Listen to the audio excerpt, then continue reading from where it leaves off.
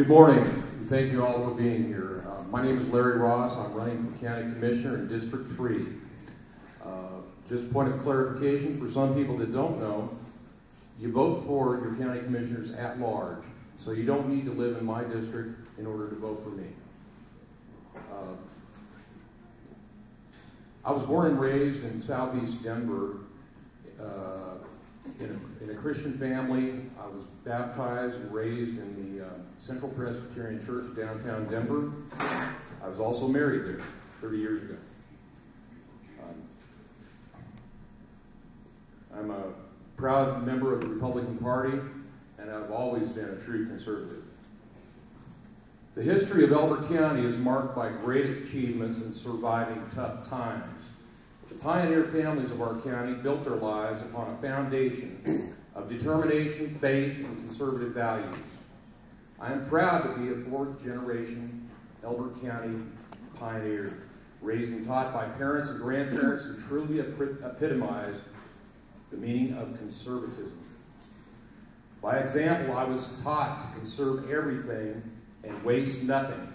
This principle applies to all resources and blessings we have. Time, used efficiently and productively. Money, saved whenever possible, invested wisely, avoid borrowing, counting it only when in hand, and spent only as really necessary. Conserve the land so it will provide for you. Conserve and protect water. It is scarce, not to be wasted. Our lives here depend on water. Give back. Help your neighbors. And provide public service. Elbert County is facing tough times and big challenges. The great news is we have about 150 years of experience in surviving and overcoming anything that comes our way. Whether it is war, economic depression, shortages, drought, or dust bowl, we have always joined together and survived. Leadership and cooperation are the essential elements in prevailing when we face difficulty. Together, with determination, faith, and conservative values, we will return to strength and prosperity. My name is Larry Ross, and I would be honored to serve you as County Commissioner from District 3. Thank you. I think it's been demonstrated very clearly, in fact, in this very room last summer when 1,200 of you came to stand up and make their voices heard with respect to a water issue.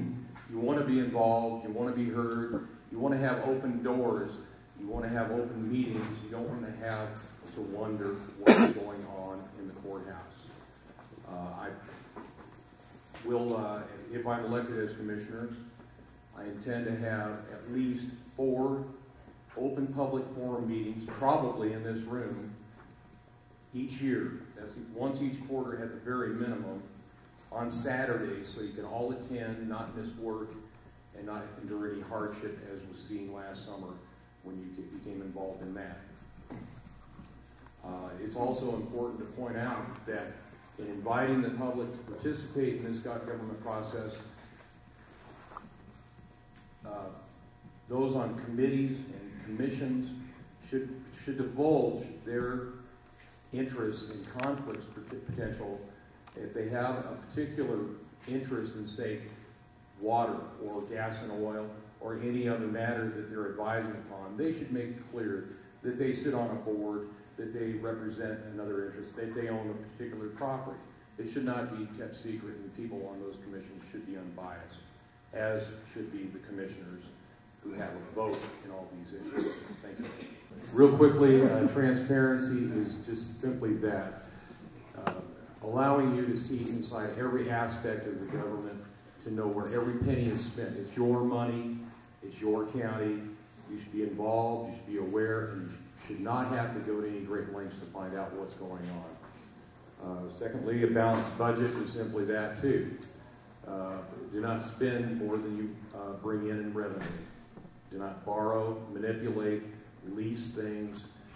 That's just as good as borrowing in my book, and ship things around in order to give the look or appearance of a balanced budget. Revenues must dictate your spending. Thank you. Ladies and gentlemen, prior to coming home to the family ranch 7 years ago, I spent 30 years or more in the business world. I traveled extensively throughout the world, throughout this country, constantly on the run, on the go. I had an affiliation of unaffiliated. In other words, I examined each and every candidate for their conservative values, especially to see if they were fiscally conservative. I've lived in an era in the United States where economics has been of paramount importance, so I've evaluated my choices that way. Last fall, when I decided to become engaged in the political process, and seeing all you conservatives out here in the audience and throughout the county, it's obvious that we all share the same values, the same principles, and the same goals. I've registered as a Republican at that time in order to participate in the caucus and in order to run for your county commissioner seat in District 3. Thank you. Folks, I draw my conclusions from what I learned out here in the community. Let's start with Simla. I met with the mayor of Simla just 2 weeks ago, I believe it was, and a number of citizens down in the rural area, the farm, ranch, and so forth. And it was expressed to me that when their concerns are raised to this Board of County Commissioners, they are ignored. They're left out. Many people down there have said, hey, if you just come see me once in a while, I'll vote for you. Kiowa is in desperate trouble. Let me emphasize this, that these towns are all part of our county. They don't have to write it out alone. They are members of our communities. They are our neighbors. Our county seat is here. Our water bills come from Kiowa, and they're in desperate trouble right now. They need our help. In Elizabeth, I've spoken to a number of chamber folks, and they're concerned about the disconnect that exists between the county and their town. Having us hear what their goals and needs are, not just within their incorporated town, but within the general area of Elizabeth. And they object in the most strong terms to the way our water has been handled with respect to this water district and the issues that come before our county. Thank you. The people that carry the heavy load, the great burden, and do the hard work in this county are primarily the road and bridge employees. Obviously, they need to be in safe, reliable vehicles, and that's just a fact. Should they drive them home at night? I don't believe so. It seems reasonable enough for them to drive to work in their own vehicle and drive home in their own vehicle. On the topic of whether the county commissioners should be afforded a private vehicle to come and go, to do whatever, I think that's really a function of whether or not we can afford it. Thank you. I think everybody here knows, especially if you live in the northwest part of the county, gates are being flagged, seismic trucks are in motion, oil drilling is ready to commence just about any time.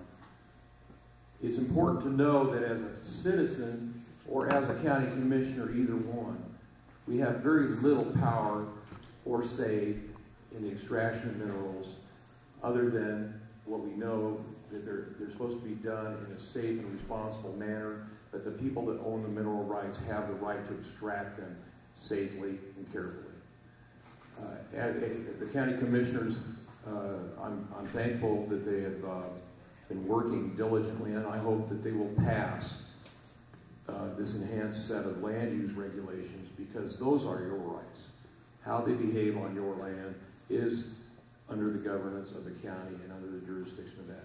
And it's reasonable, and it is compatible with what the state wants to do as well. A commissioner should be able to cooperate and work with the COGCC and the oil companies to arrive at safe and equitable solutions. Thank you. My first instinct is to have Norm keep an eye on me, because he watches everything. But that leads me to, thank you.